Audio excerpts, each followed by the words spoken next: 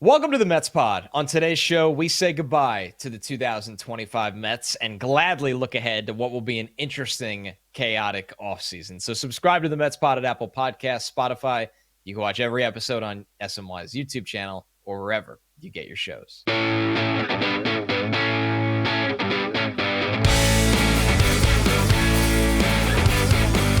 What's up, everybody? Welcome to the Mets Pod presented by Tri-State Cadillac. Performance, range, style, 3 different ways to make every drive an occasion. Whatever your reason, there's never been a better time to say, let's take the Cadillac. The all-electric Cadillac family of vehicles, Escalade IQ, Vistic Optic, and Lyriq. Visit your Tri-State Cadillac dealer today. I'm your host, Connor Rogers, joined as always by my co-hosts, Joe DeMayo. And Joe, it's time to say goodbye to the 2025 Mets. And boy, did it end almost perfectly. And the way I say that is not in a way we enjoyed, but what really summed up almost 3.5 months of complete inconsistency and frustration. We're going to get it all out today. We appreciate everybody that's been tweeting at us, hitting us up, wondering when, this show would be to kind of recap everything before we do what we do best, in my opinion. And that's turn the page to the offseason, which we cover very in-depth each year. But how are you, pal? Great tie for the Cowboys. You were there. So there's kind of like a little glass half full for you here. Great tie, and that was part of the reason that the show is coming out when it is. I was in Dallas, and it was a great time, great game. At least I didn't love. But look, we're here. Nobody lost. Nobody lost. We all went. Mets lost quite a bit, but we're here, as you said, to lay rest to the 2025 season. We're going to go through everything about it. We're going to talk through what some things David Stearns said in his end of season press conference. And then from there on, we're really just looking ahead on how we're going to fix what happened in 2025. We are. And boy, do we got a very interesting way to start it. I don't really want to slow burn this thing. So I think the best way to do it, Joe, and this is a great idea from our producer, Jeff, we have a new feature. We're going to put up a 1-minute clock for each of us. We're just going to let it rip. It could be literally whatever you want to say to put a bow on this team. Joe, the floor is yours. Connor, I have been a Mets fan since, let's call it the early to mid 90s, something like that. I was born in 88, few years, and actually really into it. This has been the most disappointing season that the Mets have had in my entire life. The expectations coming in were sky high, reasonably so. The Mets make the NLCS last year with a team that wasn't supposed to be there. They add Juan Soto. They keep Pete Alonso. And this thing fell off the rails in the middle of June. They went from being the literal best team in baseball to not making the playoffs. This is not comparable to 2007. This is worse than 2007. 2007 was a collapse. 7 games, 17 to go. This was like you stepped in the ring with Floyd Mayweather and he jabbed you to death for 12 rounds. Yeah. It was long. It was arduous. And a lot of times it was miserable. And as you said, it ended kind of the way we thought. Great win on Saturday, shutout on Sunday. It's a hard act to follow, Joe. It really is, because you summed up exactly how I feel. But as we put the 1-minute clock back up there for myself, I'll try to do my best. And I think with this Mets team specifically, I echo exactly what you said. This wasn't a collapse. This wasn't like 2007. This was a situation where a team drastically underperformed for this long, just dragged out stretch of almost 3.5 months that included 3 separate miserable losing streaks. And everybody wants to point the finger somewhere. Some people just want to yell at Steve Cohen on Twitter, who probably deserves the least amount of blame in all of this.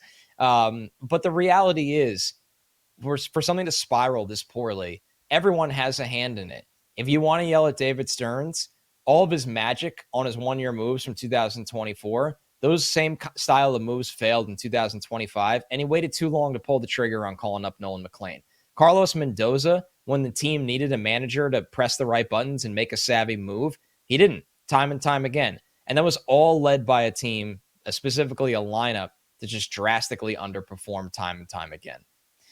So There it is, Joe. Okay, everybody at home, like if you need to pause the show and you need to put on your own minute clock and you do the same thing, not gonna lie, it feels a little better. Like the reality is, I hate to be this guy, but I've been surprised throughout my sports fandom in my life at times by conclusions of a season, right? I think of when the Rangers lost the cup to the Kings, the way it happened. I sat there and I was just like, God, what a strange 5-game series. When the Mets lost the World Series, honestly, it felt like similar to that Rangers series where I was like, God, it felt like one difference in each game, and the Mets completely flipped this. You just don't really have the answers. When the Jets, after they beat New England in 2010, it felt like they just had all the magic to go to the Super Bowl, and they couldn't get a third down stop against the Steelers when they needed one to close out the game. I don't share any of those feelings with this team, Joe. It just felt like it was the same exact movie every single night. You might get a couple runs early. You never really put your foot on the gas offensively. And the few times you did, the pitching let you down, especially in August where you were 11-17 during a month offensively that you looked like the best offense in baseball.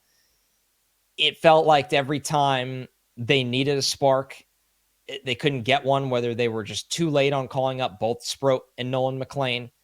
You make the big move for Ryan Helsley, and instead of helping you, he's a detriment to your bullpen. There's no way around it. Tyler Rogers, who I really like, and I love the move, he didn't perform up to the expectations that we had for him.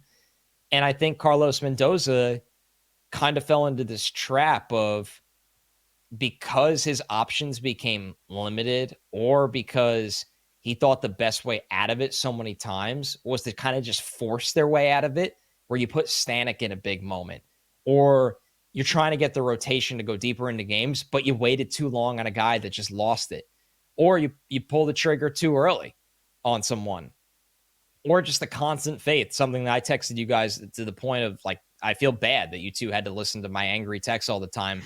Like, I can't stand hitting Brandon Nimmo in the top 4 of this lineup anymore. I can't stomach it anymore. But honestly, I'm not going to sit here and pretend there was a magic solution. So I just think when it comes down to it, Joe, we saw this for so long with this team that when they couldn't get the win they needed against the Marlins, when you woke up and you kind of felt like the Brewers were going to win. And I say that, and not with hindsight, because the Reds were so due for a loss against the Brewers, and the Reds, who deserved it more than the Mets, were also not good enough this year in theory, but they did make it. But you felt like they're going to give you one more crack, because that's all what these teams have done. They have let the Mets inexplicably hang around, and when they needed just a little bit of offense, they couldn't get it. So it's tough, Joe, but I can't sit here and I don't have some angry yelling, I'm in shock, how could this happen, fire everyone kind of podcast for everybody in store right now. Connor, you said the Reds, and you're talking about them like they didn't earn a playoff spot. The Mets gave it to them. The way that the Mets played baseball for 3 months straight, the Reds didn't play great baseball. Like, you go back and you think they of 40 the 40 or something. Yeah, their like final literally, stretch. they were just 5. They were fine. It's amazing. They weren't terrible, but you think back they were to better. 2007, the Mets gave up 7-17. Yeah, they lost a bunch of games, but the other team had to win a bunch of baseball games for them to get there. The Reds didn't do a whole lot. The Mets just said, "Here, you have it. We don't want it." That's basically the way this team played since the middle of June. And you talk about Carlos Mendoza, and I am glad that the Mets are not firing Carlos Mendoza. I think the 2024 season, he was such a value add to that team. And now 2025, it seemed like he wasn't a value add necessarily, but there's also so many things that were just out of his control. When your starters every single night are going 3 innings, 3 1/3, and you have to shuffle relievers every other day because you have to use guys for 5 innings a night, there's nothing that Carlos Mendoza could do about that. Where I think he does warrant some criticism, I think at times he wouldn't ride the streaks of players, and he would play matchups a little too much, where like Brett Beatty would homer and then he'd be off the next day, using that as an example. So I don't think he necessarily rode streaks the way he should. And at times, he was forcing, as you said, guys like Ryan Stanek into high leverage spots. unfortunately, the team that he was given, and this is where it does fall on David Stearns, is he wasn't really given much better options. AJ Minter got hurt, which was a huge loss. For a while there, the Mets just had Edwin Diaz and nobody in the bullpen. And after the Stars got off to that really, promising start, the first 2 months of the season, they lead baseball in ERA. Everything looks great. Griffin Canning gets hurt. Sean Manaea basically never comes back. And when he does, he's not any good. Kodai Senga pitching like a literal Cy Young candidate. He gets hurt. See ya. Kodai Senga, he's not useful anymore. Tyler McGill gets injured. David Peterson, all-star, falls off the map after the all-star break. Frankie Montas, that's just a signing that brought absolutely nothing to the Mets. And then, as you mentioned, too, when you think about the bullpen additions and the lack of a starting pitcher addition at the deadline, this was a pitching staff that was doomed since, call it almost June 1st or shortly thereafter. And the offense simply did not pick up the slack enough for nearly enough of a time. As you mentioned, Connor, August, the Mets led baseball in average, on-base percentage, OPS, basically everything they could offensively, but the Mets physically could not get outs in August. And this was a long, drawn-out, difficult season that when the Mets lost on Sunday, and I was watching through my phone because, as we said at the top of the show, I was in Dallas. I was obviously going to the Cowboys game. When that game ended, I locked my phone, and I said to my buddy Kevin, who's obviously also a Mets fan, and I said, "I'm just glad it's over." Like I hate to say it, I am just glad it's over. Because you kind of ran into the point. I'm not going to sit here and lie and said I didn't want the Mets to make the playoffs. It's not true. I wanted the Mets to make the playoffs. But there wasn't this feeling right when Beltran struck out in 2006, it felt like a punch that went right through your soul because you sit there and go, how do we get back to this moment? That is the furthest thing I felt at all with this team. If they made the playoffs, them not making the playoffs, there wasn't one time it crossed my mind of, man, what an awfully wasted opportunity. I had no faith in them catching lightning in a bottle in the playoffs. As a fan, I was wishful and just hoping, but my actual belief that I think they were going to go out to LA and just whoop up on the Dodgers and all of a sudden find the magic they had a year ago. I don't know. It just feels like they were this team that when the offense was rolling, they couldn't get outs. When the pitching was pitching well to contact, they couldn't play defense. They could not get runners in from third with less than 2 outs the entire year. And I know so many people are posting the freeze frame of the Nationals game on Saturday of Nimmo not getting the runner in third with less than 2 outs because he struck out. And I get it. Listen, you don't have to tell me. These guys that I do the show with, they know me yelling into the void about it. But I laughed at that because there's 50 of those this year. Yeah. And if you just won one of them, you're getting ready. We're previewing a Dodgers series. Just one. If you had one comeback that you're trailing in the 9th inning, one, you're in the playoffs. But when you go through all these exercises and you're just grasping for things and you're saying, if you did this, if you did that, no. When they didn't score that run from second, when they didn't pinch run Marte in Milwaukee, like I could run them through my head as this sick human that I am that watches all of these games. But Joe, they weren't good enough because you didn't convert on any of those. And at the end of the day, that speaks volumes to, unfortunately, what you were. And we'll only dwell on this for so long. I am oddly very excited for this offseason. And I know that's a weird thing to say, but I think sometimes it takes moments like these to truly do what you feel is necessary. And I'm not saying I'd rather it this way for the long term, but the Mets, the way they finished 2024, which was with magic, I don't want to just look back and think, oh my God, what a magical year. There was a lot of moments throughout that long year that were really bad. But When they needed a win in Atlanta, they got one. When they needed a home run against Devin Williams in Milwaukee, they got one. When they needed a grand slam against the Philadelphia Phillies and need to beat Zach Wheeler on the road, they did it. So they almost owed this team another crack at it in 2025, especially with Juan Soto. But I think there's unfortunate parts of this core right now, Joe, and not all of it. I don't want anyone to jump to conclusions of what I'm saying, but there's unfortunate parts of this core right now, Joe, that do need to be shaken up significantly. And I think David Stearns is going to have full autonomy to do that. Really quickly on what you were saying, and then we'll talk about the core and what we need to do. You mentioned, they hit and they didn't pitch, or they pitched and they didn't hit. That is how you get to be an 83-win team, folks. Right. Like that's the sport. That's the sport. So the Mets, and as you said, 2024, that was a team of magic and, the underdog. And I think by nature, just the human nature, we want to root for teams like that. Everyone said the 2024 Mets were going to stink, and they didn't. But what I want as a fan, I want what was expected coming to 2025, which is the Mets are one of the best teams in baseball. That was the expectation coming in. And then I want them to meet that expectation. Unfortunately, at times, expectations can be the thief of joy. And in a lot of ways, 2025 was a complete thief of joy with the way the Mets played. But look, I want David Stearns and this front office and Steve Cohen to get right back on that horse, because I want 2026 to have expectations as well. I don't want to be doing a preview show with you in March and be like, if this breaks right and this breaks right, the Mets can contend.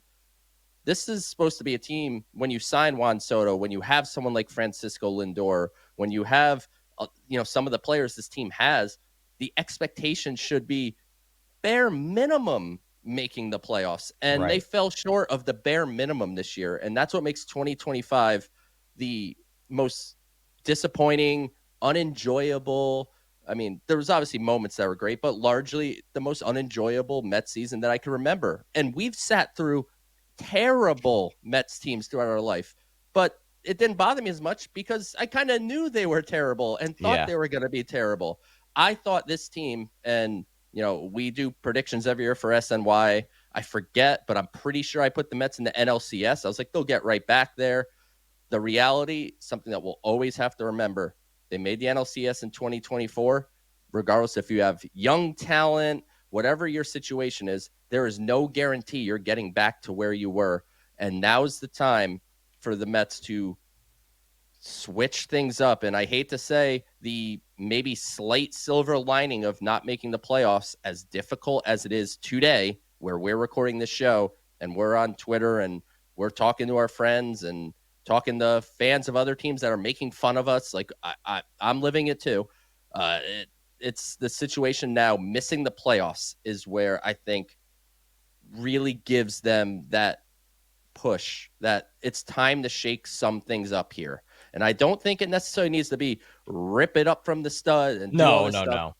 But there needs to be some change. And I think if they snuck in the playoffs, lucked out against LA, maybe, went deep in NLDS or snuck into the NLCS somehow, then maybe the pressure isn't as heightened to make some change. And I think now, as you said, an offseason I'm very excited for, because I think some real change is coming. Well, let's hear from the man himself, David Stearns, because he had his postseason, not playoffs, but end of season press conference. And he started right with that, just how disappointing the year was. Tremendously disappointing season. Not nearly good enough. I think we all know that. We came into this year with, deservedly so, very high expectations, and we didn't come close to meeting them. And I'm keenly aware of that. I'm the architect of the team. I'm responsible for it. No surprise, David Stearns taking accountability there, Joe. We'll stop after some of these, but I do want to keep rolling to the next one where he was asked, specifically what fell short with this roster. I'll keep harping on run prevention. Like that is where we fell short this year. It's where we need to get better. I think we will. I think that improvement can come both internally and externally. I very much believe in our player development apparatus. I believe we're developing very good pitchers. I think we're going to continue to do that, and that's going to continue to be an emphasis. So Stearns highlighting run prevention. Joe, we'll get back to that one in a second. We're going to listen to one more bite here from Stearns in just a moment before we talk about run prevention, because I think that could hint at pitching, that can hint at defense, which I would imagine is one of the things that drove Stearns nuts this year. I think that matters a lot to him. But let's just hear on a little bit more of him and being proactive, and then we'll kind of round out some of these bites before we get to more specifically on the current team. On a number of levels, there are areas where we can probably be a little bit more proactive, and I can be a little bit more proactive. I think some of these lessons we're still investigating and still fully understanding various aspects of our team. But there are clearly times in the season, times over the offseason where I can be a little bit more proactive.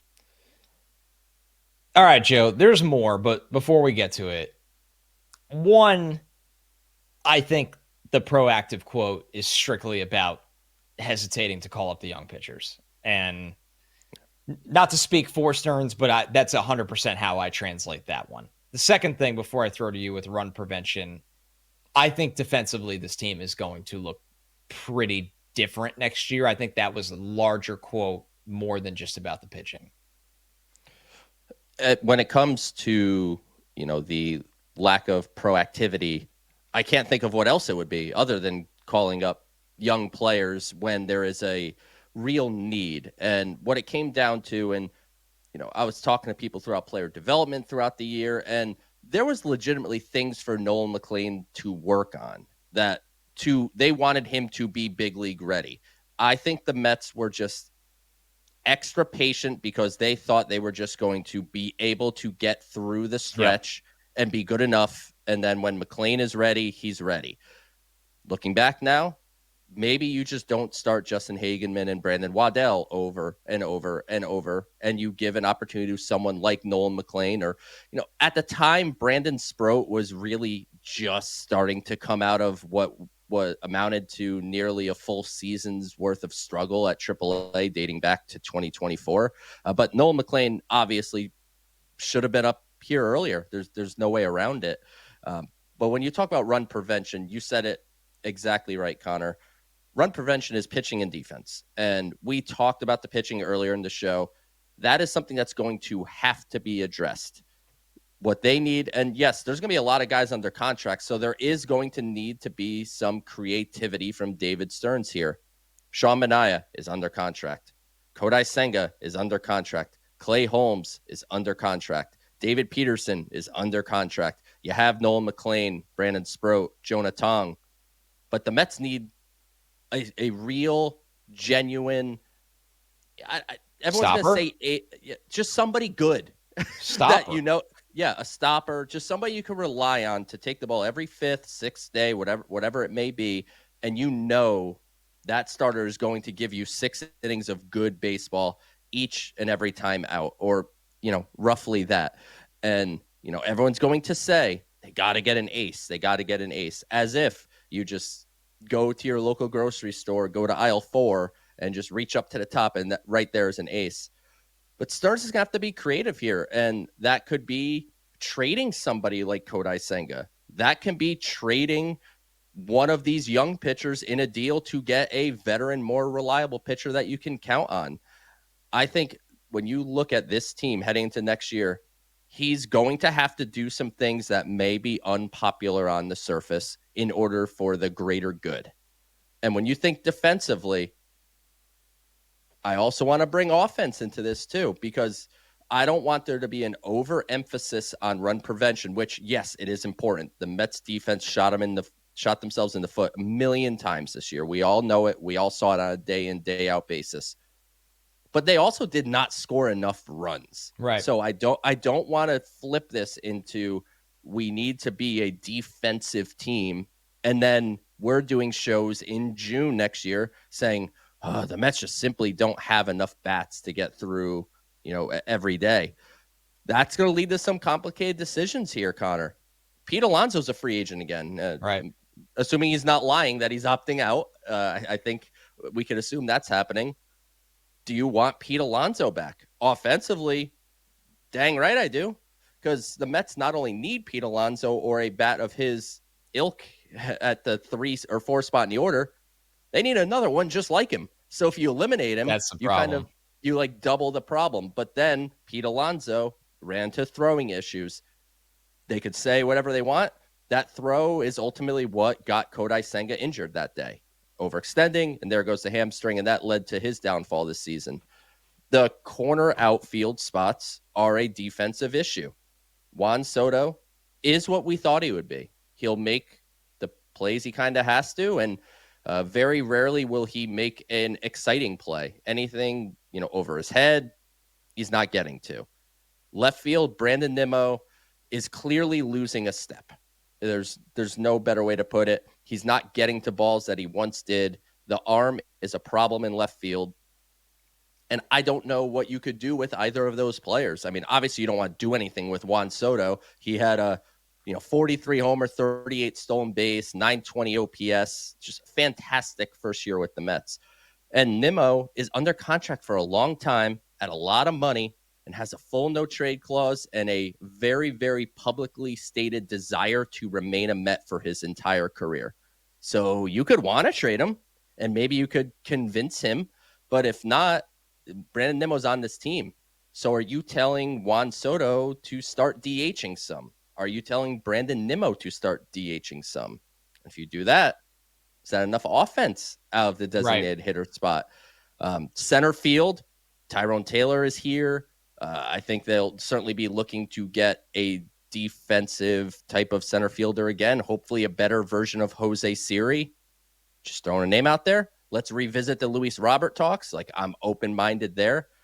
I think where the real change on the infield has a chance to be, and again, this is nothing against any of these guys, and if they stay Mets, I'm going to root for them to improve and play better. But to me, this screams Mark Vientos and Jeff McNeil are going to be at minimum available this offseason. And to me, I wouldn't do it, and I won't speak for you, but I don't think you would either. Like, maybe Francisco Alvarez is on the table. To me, he shouldn't be. But at this point, when you have a season the way the Mets did, nothing should be off the table that is within the realm of possibility. Yeah, I like, we did the solutions thing, right? And it feels like with the Mets right now, I would still have Alvarez on the short list of solutions, as I know you would too.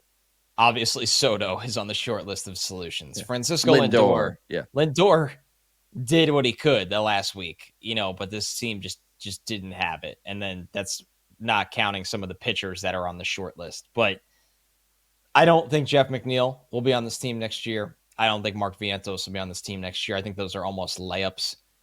I think there has to be an exploration of the Nimmo situation, because it is a double-edged sword, Joe, where he's not good enough offensively to throw at DH, and he's now becoming a liability in left field.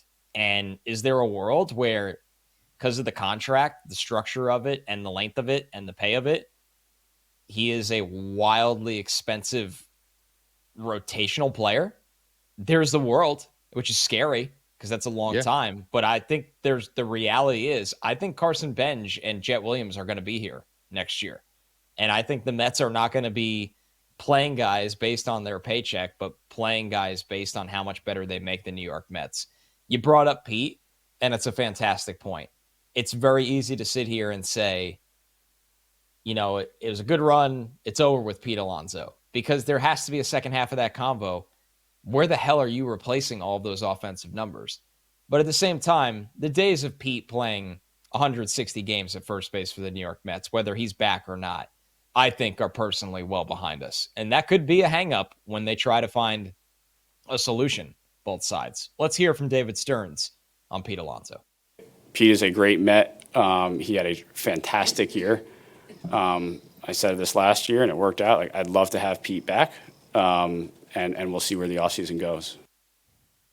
No surprise there. I mean, I think that I think it's the same exact thing as last year, Joe. Yeah, I think if we ran back one of his press conferences from last winter, it's probably the same exact words. But Pete did have an overall fantastic offensive year.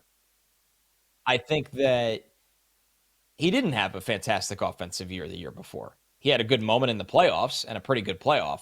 But Pete Alonso hitting behind Juan Soto is the good stuff. There's no denying that. I think, Joe, it's the same conversation because I think if Pete Alonso wants a 4-year deal, he's not going to be back with the Mets. And some people don't want to hear that. I'm just telling you how I view it. I think if the market throws it back in Pete's face again, which I'm not as confident this year as I was last year. I wouldn't be shocked if there's a team out there that says, Pete, here's a 4-year, 5-year deal. You play first base every day. We give you everything you want. I think the Mets are going to be looking for solutions. This isn't the podcast for me to say, go trade for this first baseman, go do that. There's too many podcasts left to do that. But, Joe, I think the solution, though, will come by December this year rather than like the long drive. I don't think we'll be at Amazing Day with people screaming.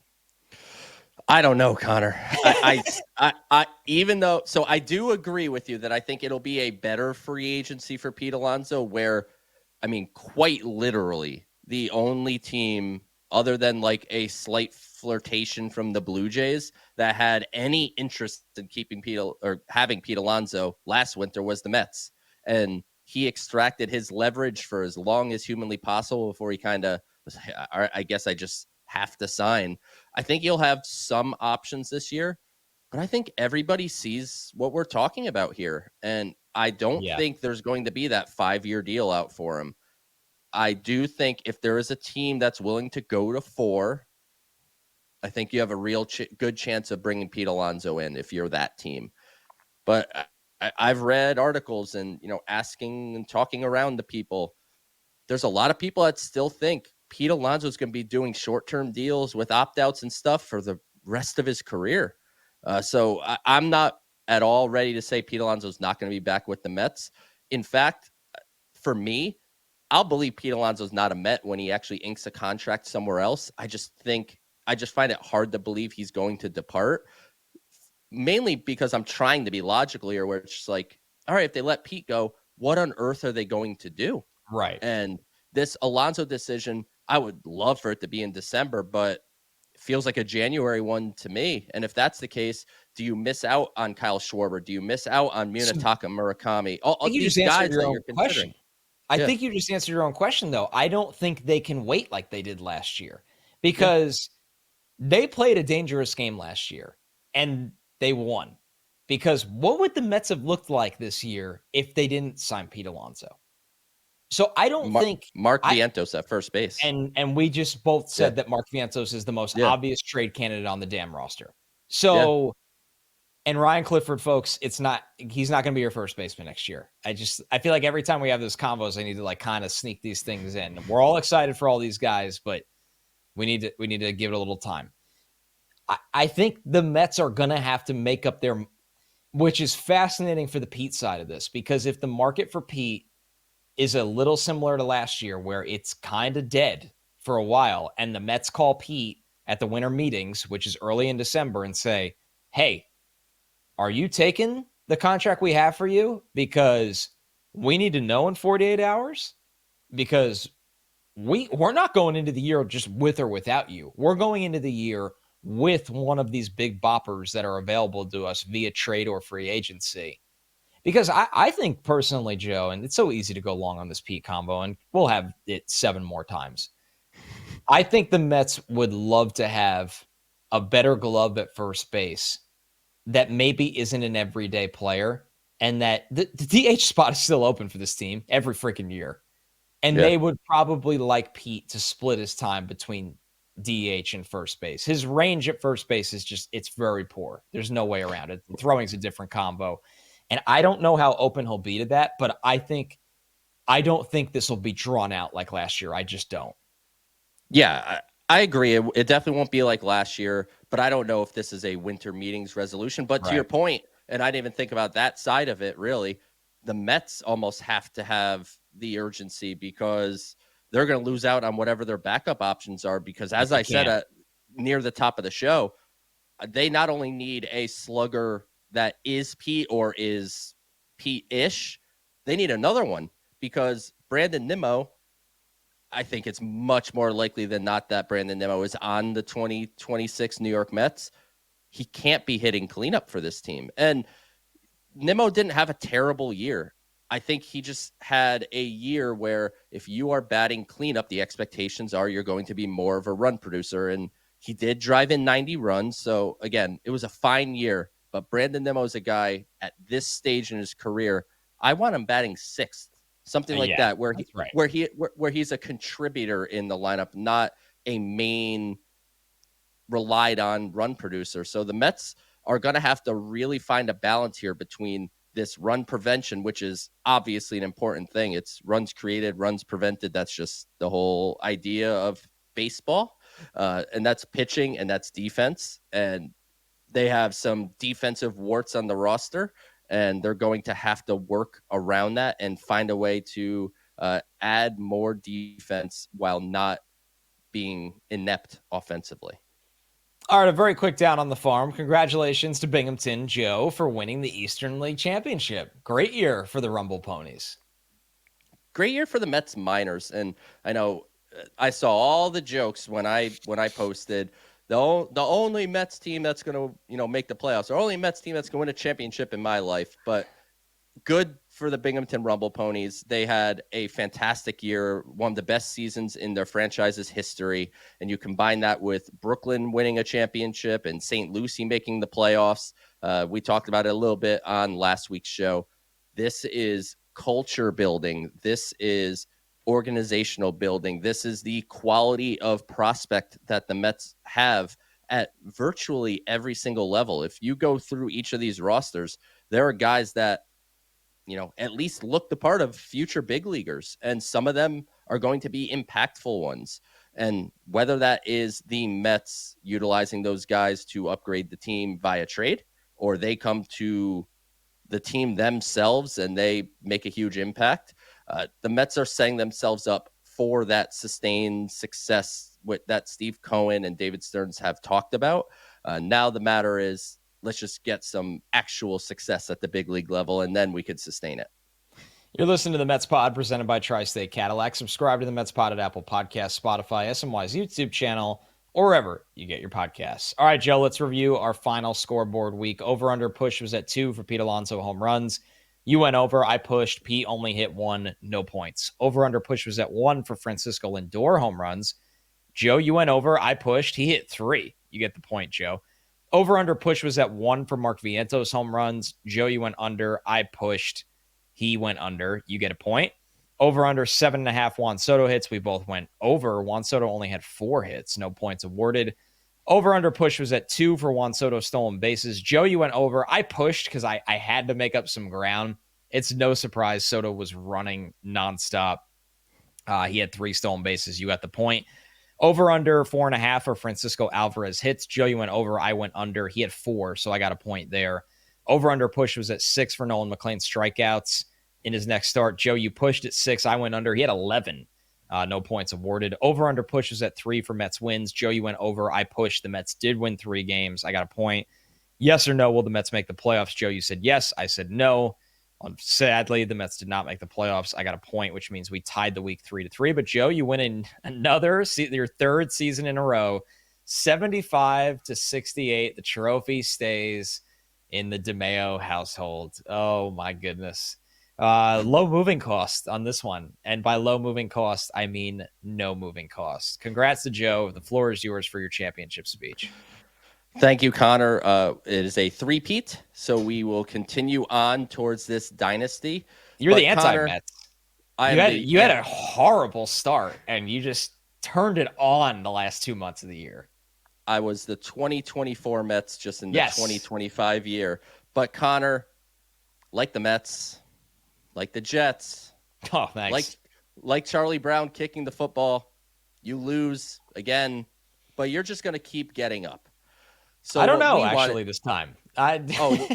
You're getting up, Connor. We believe in you. But what we wanted to do, it's tough to lose 3 times in a row, is we want to honor. It's actually hard to do.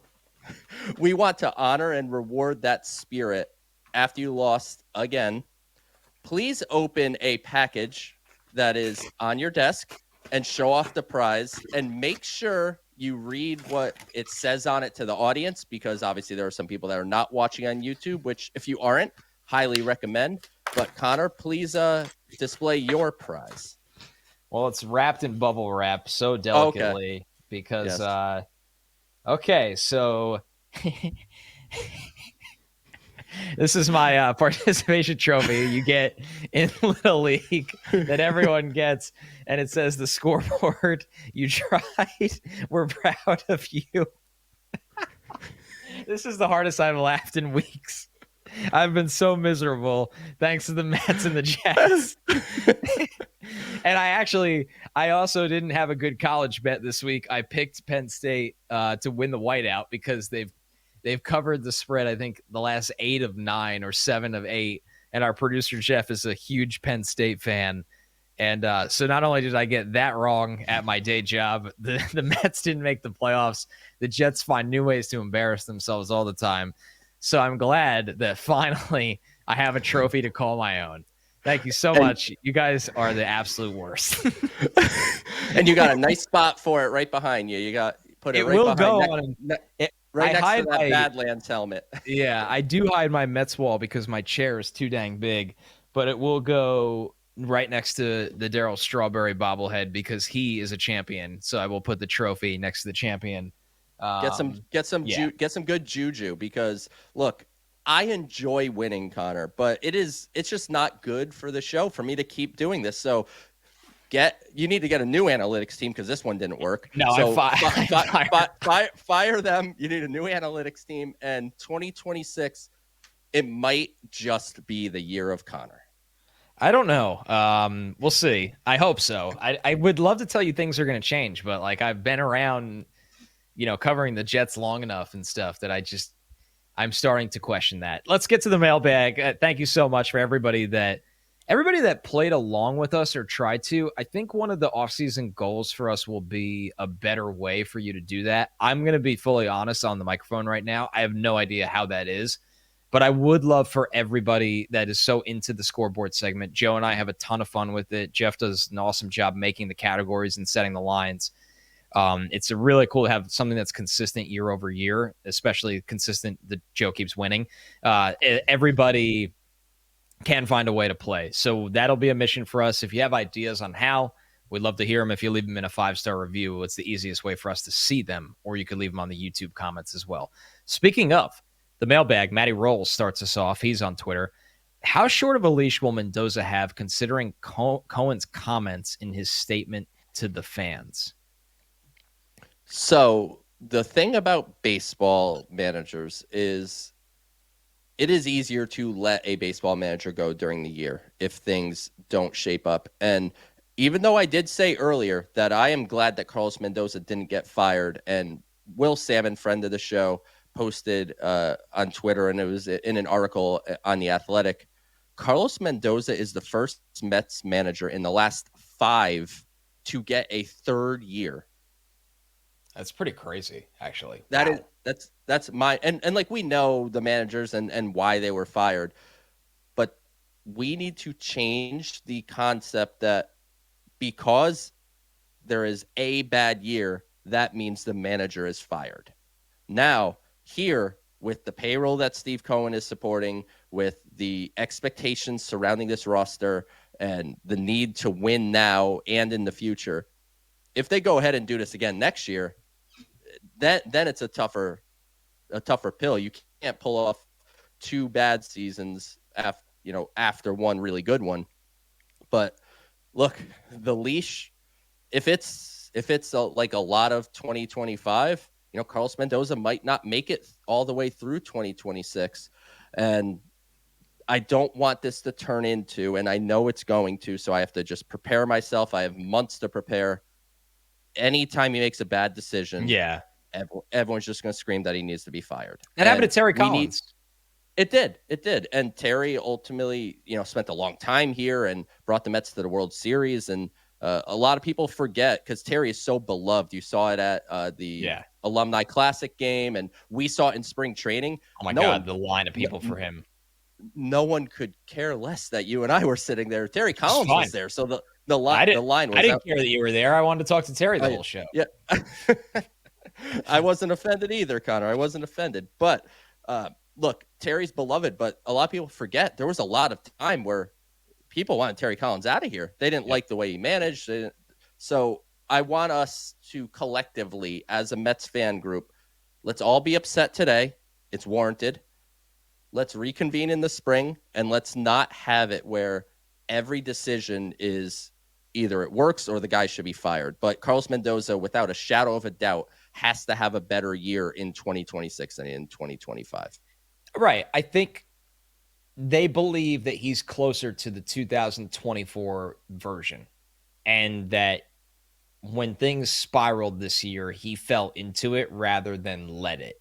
And I think that's fair. I'm going to sit here. I'm going to be totally honest. If they had a great plan for who their next manager was, I would have totally understood if they moved on from Mendoza. But they might look around and maybe they didn't have that plan. Or maybe they looked at it and said, man, like, we saw this guy fight through adversity once already. And this year, it's honestly, you know what you have to tip your cap to? And I know people are very mixed on how they feel about David Stearns. And I know there's people that listen to our show, but one thing they probably are frustrated by is you and I are big David Stearns fans. And it's okay to have different opinions on things. And we've had 1 year of David Stearns making a lot of great moves. We have 1 year of him having a really bad year. That's the reality. So you could argue that both sides are right. But Joe, keeping Mendoza is, in my opinion, Stearns saying, no, the problems with the team this year actually are on me, not with Carlos. And I think you do have to respect. It would have been easy for David Stearns, who's on a monster contract with the New York Mets, to go to Steve Cohen and say, hey, we need a new manager. It wasn't good enough this year. Because that kind of deflects some of the attention from your shortcomings. And he didn't do that. So I hope the accountability from this entire the guys at the top of this organization is a positive sign. Yeah, look, he was accountable, and it's not just the words, because we've listened to Mets GMs and Jets GMs and New York GMs and Jerry Jones for me in football, because that's been a GM for my whole life, and he's actually the least accountable person ever. But this isn't the Cowboys pod.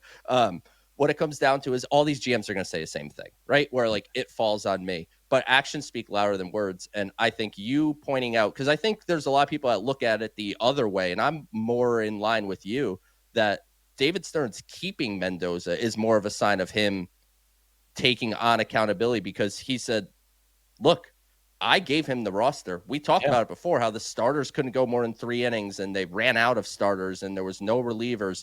David Stearns built the team that Carlos Mendoza failed with. And what it comes down to is that is primarily a David Stearns issue. I think that does not mean, because I've seen a lot of this, that David Stearns is a bad GM or David Stearns, president of baseball operations, whatever. David Stearns, despite 2025, and I don't care how unpopular this is or what anyone has to say, David Stearns is still one of the 5 best executives that this sport has to offer. He just had a bad year, and there's no sugarcoating it. I can't. The move, honestly, the move that worked for David Stearns, Clay Holmes. That's the move that worked. It's funny. After all of that, that's the move that worked. And we're gonna do a lot of looking back on moves and looking ahead, but I think David Stearns has handled this the right way, considering the level of disappointment. But now what it comes down to is, now what are you going to do? How are you going to fix it? And that's what David Stearns' responsibility is. And it starts today and this week, because though Mendoza's staying, that doesn't mean this whole coaching staff is coming back. In fact, if you wanted just Joe's opinion, and this is, again, I hate doing the get rid of people, release people, fire people. To me, that's just bad taste. But the only coaches that I would definitely want to keep would be Carlos Mendoza, who's here, Antoine Richardson. Without a doubt. And I'm keeping Jeremy Hefner because the sample size is so good with him, despite how bad this year went. But it went so bad, if Jeremy Hefner got let go, it wouldn't shock me at all. Outside of that, I would just get as much of a new coaching staff as possible and try to give a different feel to the coaching staff, because there is going to also be a different feel for the players. I wouldn't be surprised either. We've really enjoyed Hefner's work since he got here, but with how bad things got this year, when they decided to keep Mendoza, I wouldn't be surprised if all the staff is gone besides Richardson. We'll see. I mean, proof is in the pudding with him. Like, what else do you want? He almost made Juan Soto 40-40. I actually want to give Antoine Richardson a 5-year extension, if that's possible. Let's do that right now. Keep him for life. Travis Henderson is our next question here. Trust level in Stearns' approach to starting pitching. Big market teams give big contracts to pitchers, have to take some risk. What does our season look like if we sign Max Fried? So I'm not going to call this cherry picking because it's fair. Like, there are big moves at starting pitching that do work out. I think my counter to this is how many people called into New York radio and said, go sign Corbin Burns. And you'd be sitting here, right? Can you imagine? My goodness. You'd be sitting here and be like, well, this is a nightmare. So, yes, the season would have been a lot better with Max Fried. I think what David Stearns needs to do, and this is what I thought he'd do last year and he didn't, which was disappointing. I think he needs to execute a big trade because it gives you the best of both worlds. It allows you to acquire a frontline starter. I like, Joe, that you caveat, like, it doesn't have to be an ace, a frontline starter, and it's going to cost you prospects, but it gets pitchers at a better age and a better price of how to build the team. And then if you want to extend them, you can. So I think Stearns has to do that this year. If he fails to do that, then I will be very critical of Stearns' approach to pitching. I'm going to hit both of the parts of this question. Yeah, the season is better if the Mets sign Max Fried. There's no denying that. But I'll tell you this. If the Mets signed Max Fried last winter to an 8-year contract, I would have been incredibly critical of David Stearns for making that move. As far as his general approach, honestly, and again, bad result this year, so I'm going to look silly maybe saying this, I generally agree with it. I don't want to be giving 6, 7, 8, etc. years to starting pitchers that hit free agency and their age starts with a 3 or is just about to start with a 3, and they've logged all these innings over their life as a big league pitcher and prior, and you run into the Corbin Burns. With that said, they do need more of an appetite for risk, and I think that comes in the trade market, as you said, Connor. The Mets right now, according to ESPN, Kylie McDaniel does a great job there. The Mets have the best farm system in baseball. If the Mets have the best farm system in baseball, or, look at other outlets, they're in the top 10, top 5, whatever. It's a very, very good farm system. You should be able to pull off a trade for a Joe Ryan. You should be able to pull off a trade for a Sandy Alcantara. And frankly, he's a year out from free agency. Call and ask Detroit if they'd trade Tarek Skubal. Oh, man, that'd be something. I'm not saying the odds are very low, but you try. You call Pittsburgh and say, are you sure you're not ready to trade Paul Skeens yet? Just double checking, because we're interested if you are. Like, David Stearns needs to turn over every rock, and trade to me is probably the best scenario, because if you look at the free agent class this year, do you want to give a long-term deal to Framber Valdez? No. Not really, and especially when you have him crossing up the catcher and trying to hurt him. That's going to fix any issues that you may or may not have in a clubhouse. Adding somebody like that, Michael King. I mean, his arm feels like it's hanging on by a thread. Obviously, super talented, but is that a guy you want to give a long-term deal to? I don't think so. Dylan Cease, I don't think he'll end up with like a super long-term deal. So I would keep an eye on him, because he has proven, if nothing else, to be a workhorse with innings. And if I could get that on the shorter term, whether that's, a 3-year deal with an opt-out or something like that, I'd be open-minded there. But I want to see, this is the winter, and we've said it on this show for more than a year at this point. There's going to be a time where David Stearns makes his Christian Yelich trade with the Mets. And then that could be a pitcher instead of a hitter, but that huge, impactful trade that he made when he was with Milwaukee, He's yet to do that here. And I think this is the winter where it has to happen. And there's enough prospect capital to go Yes. around. Whatever you want to trade, you can trade Brandon Sproat or Jonah Tong. I may not prefer it, but you can in the right deal. You mentioned Jet Williams and Carson Benj. I think there are more solutions for the Mets, but in the right deal, anybody can be had, and the Mets need to find a way to get a stopper, a frontline guy, a reliable starter to combine with Nolan McLean, to combine with hopefully a bouncing back Sean Manaea, to combine with year 2 of Clay Holmes as a starting pitcher. Then it feels like you're getting to where you want to be. But I don't want David Stearns, because this year didn't work, all of a sudden be like, forget it. Here comes 7 years old of Valdez, 5 to Michael King. Just throw money and throw years and throw caution to the wind. I still want him to be generally within his beliefs, but also have some flexibility to go beyond what his just general comfort zone is. I like yeah, I have no idea what I'm doing, so let me just spend all Steve Cohen's money. Just get rid of it all. Any one of us could do that. That the point of David Stearns is that you don't always have to do that. All right. Roberto 8922 on YouTube. Looking back, what would be the one thing you would have changed if the Mets did? Bring the kids up earlier, sign a number 1 or number 2, which we just had that combo, so we'll kind of omit that one.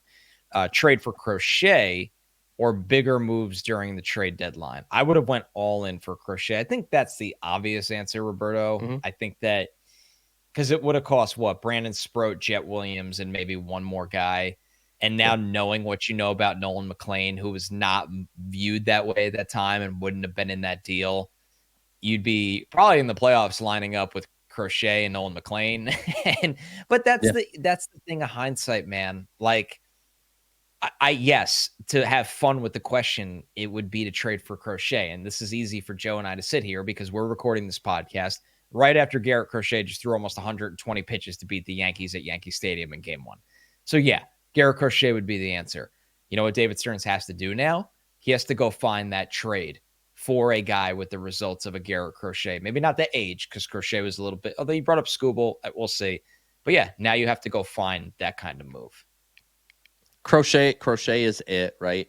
I would also say maybe adding a little more reliability in the bullpen last offseason. Like AJ Minter, we were both huge fans of that move. That sunk them, the injury. It's him getting injured created the season, not entirely on his back, but in ways that maybe we just didn't think about at the time. But Minter wasn't exactly Mr. Reliable from a health perspective. He was coming back from a hip and then obviously ended up tearing the lat. But I think David Stearns' ability in Milwaukee to find under the radar relievers was exemplary. And it hasn't bared that same fruit since he's been with the Mets necessarily. But I'm still willing to let him to play that game, willing to let him play that game a bit. But it's got to be with like the last 2 spots of the bullpen. I think they needed more stability there. As far as the trade deadline, results are results, and the trade deadline was a failure. But let us not, like, this was not David Stearns thinking he's smarter than everybody else. And so many people have been saying this, and it's driving me up a wall. David Stearns didn't operate at the trade deadline like, I'm the smartest guy in the room. Ha, ha, ha. You guys don't know who Ryan Helsley is, 2024 reliever of the year. You guys don't know who Tyler Rogers is, guy who's posted an ERA below 2 for like 3 years in a row and just constantly leads the league in appearances. Gregory Soto, perfectly good left-handed reliever. Cedric Mullins, I think what it came down to there was they felt they just had to add somebody that physically played center field, and they didn't want to just bring Harrison Bader back. And that probably could have helped based on how he ended up playing with the Phillies. But if you truth serumed everyone listening to this show, nobody wanted Harrison Bader back. They wouldn't play him last year. Yeah. So they didn't want that back. But the trade deadline was David Stearns, to me, being aggressive, very aggressive. And it just all didn't work. And that's what it comes down to. Could have added a starter, but the starters that were available, I mean, Are you going crazy that the Mets didn't have Merrill Kelly or Zach Littell or Adrian Hauser? Like all the names that we would have wanted. And the Mets, by the way, just want to tell everyone here, the Mets made very hard pushes for guys like Sandy Alcantara and guys like Edward Cabrera. They tried to make an impactful starter move, but they saw Nolan McLean and Brandon Sproat and said, I don't think Zach Littell is better than either of those guys. And they came up and did their part when they did come up, but David Peterson fell apart, Sean Manaea, like it all fell apart. But yeah, the deadline, I think Stearns was aggressive and it just completely fell on his face. So we have a major mailbag episode next week. We've banked some questions, continue to send questions. I'm sure there's going to be something that comes up this week that might spark you to come up with a new question for us. Please leave a 5-star review on iTunes. You could leave us questions on our YouTube comment section. You could tweet at Joe posts a tweet every single week, kind of curating those questions at PSL to Flushing as well. And Joe, I just want to say a huge thank you to everybody that once again followed along the entire season with us. It's awesome to see you guys turn out at the live shows we do, in the comment section, in the mailbag questions, interacting on Twitter. When something funny happens on Twitter that has to do with the show, the tweets we get. I know this is probably a time where this is not maybe, easily received, but even through years like this, there is something special about being a Mets fan. And might seem very hard for a lot of people to say this right now, but I would not trade it for anything in terms of baseball fandom. I oddly think the Mets are going to come out better for this. Maybe that's just the optimist in me. Maybe I have to hold on to something because I don't know if the Jets are ever going to win in my lifetime. But I oddly, and I don't really sugarcoat things. That's not what I do for a living in all my football coverage. And it's not what I do here on my baseball coverage. I think that this was a tough, like you said it best, just being jabbed over and over again for 10 plus rounds is exactly how this season felt. But Joe and I are going to be here to cover every single move this offseason. I think there's going to be a lot of them. I think there's going to be a lot of moments like that. And I think they're going to require going the extra step of breaking it down, because I don't think it's just going to be, hey, here's a 15-year deal for Juan Soto. He mashes the baseball all the time and he's really good. I think there's going to be strategical moves. There's going to be more under the radar moves, and there probably will be a big move or two as well. But a huge thank you to everybody. And Joe, I know you feel the same way.